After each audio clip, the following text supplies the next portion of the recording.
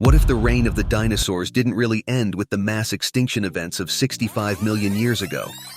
What if, among the debris and rubble left behind by the mighty T-Rex and company, there remained a class of animals with tremendous ferocity and incredible power? Even more interestingly, what if we told you these animals were birds? That's exactly what we're looking at in today's video, as we uncover all there is to know about the iconic terror bird. So sit back, relax, and enjoy the show. Let's go. Introducing terror birds. The term terror bird actually refers to any species or genus of birds under the Phorusrhacidae family. All animals in this family are extinct, with the last species believed to have gone extinct anywhere from 100,000 years ago to 21,000 years ago.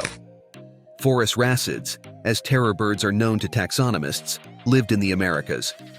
Fossil evidence suggests that most species lived in South America, and others as far north as Texas and Florida in the modern United States. It's possible that they reached Africa in the form of Lavicatavis, but taxonomists are still debating whether this bird was a genuine Phorusrhacid.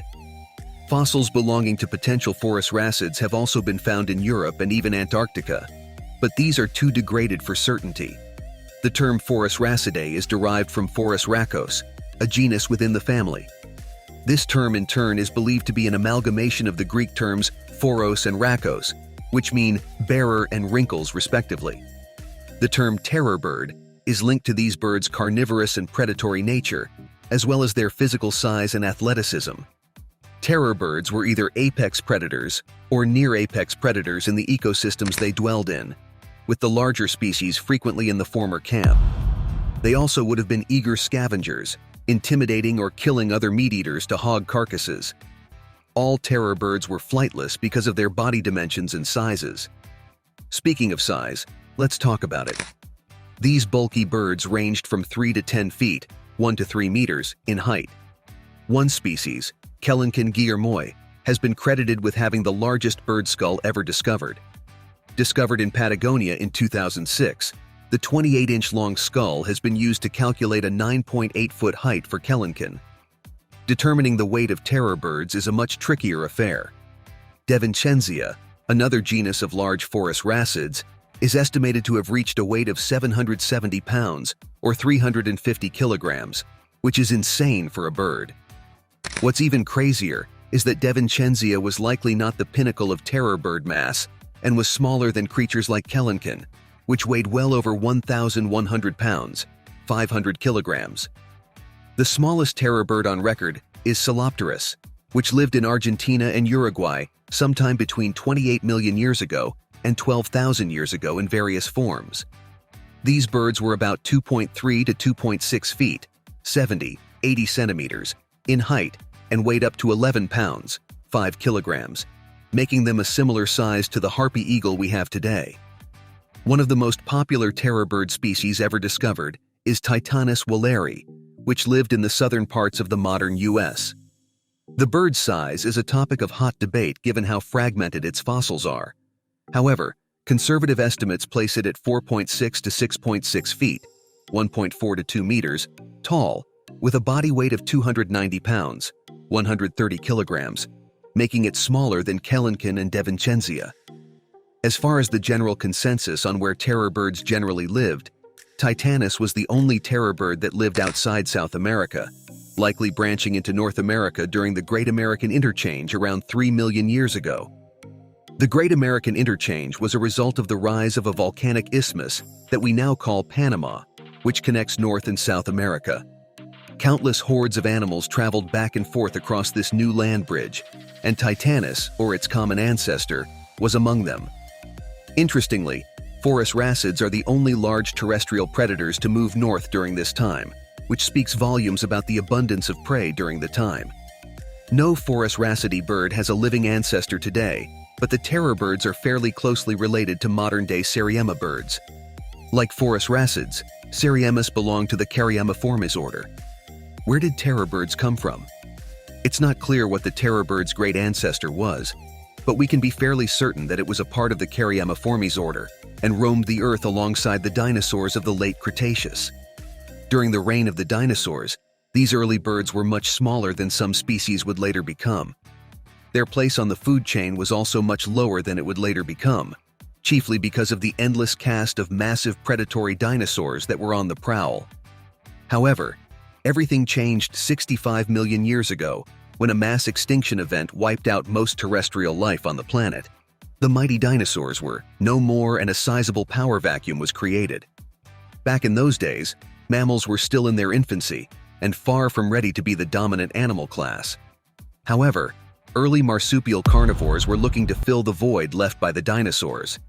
That said, they had tough competition on their hands.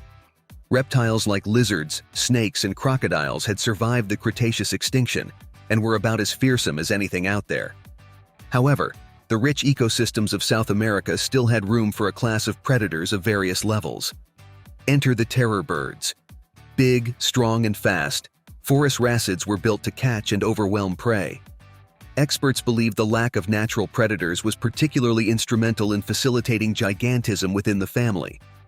Interestingly, Bathornithidae, another family of large flightless birds, was evolving around the same time in North America, highlighting how the fall of the dinosaurs had similar ripple effects around the world. How did terror birds get food? Terror birds were largely, if not wholly, carnivorous.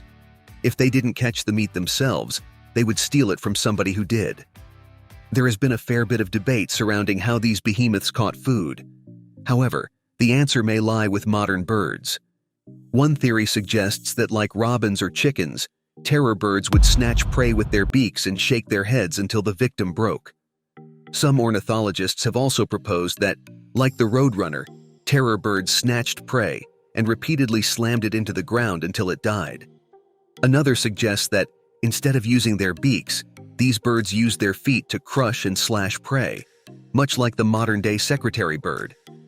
Terror birds had long, powerful legs, and they were more than capable of delivering stunning or even lethal kicks to their targets. Not only that, but these feet also featured the longest bird claws ever, which made terror birds vicious hack and slashers. In all likelihood, terror birds probably used a combination of killing methods. Given the estimated 500-pound bulk of the kelencan and its 18-inch beak, it's not hard to imagine victims being pecked to death too. Not only were terror birds big and armed with mean weaponry, but they were also very athletic. Their powerful legs hint at tremendous jumping and pouncing prowess, while some species have been linked with running speeds of up to 70 kilometers per hour, 43 miles per hour. This athleticism was key to thriving on the open landscape of its habitat. So what exactly did they prey on? Probably anything they liked. Their diet included rodents like Interatheriidae, giant ground sloths, armadillos, lizards, snakes, and other birds. Terror birds fed by ripping off chunks of flesh and gobbling them down. Skull fossils do not indicate exceptionally strong jaw muscles for crushing bone. How did terror birds go extinct?